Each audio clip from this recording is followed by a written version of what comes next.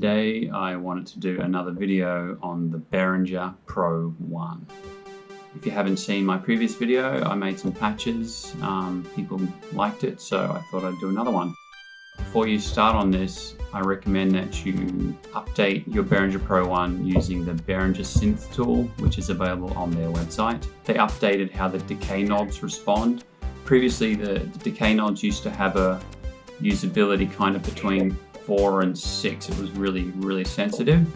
Like it would go from 0 to like way up there, like between 4 and 6. So now they've kind of fixed that, so it's more normal. Starts kind of from 0 in a more normal, whatever you call that, curve. Yeah, so do that before you try any of these patches. So what I've done is using only the Behringer Pro-1, recreated as best I can World in My Eyes by Depeche Mode. Really cool song, got some really great synth sounds, a lot of texture, different things going on.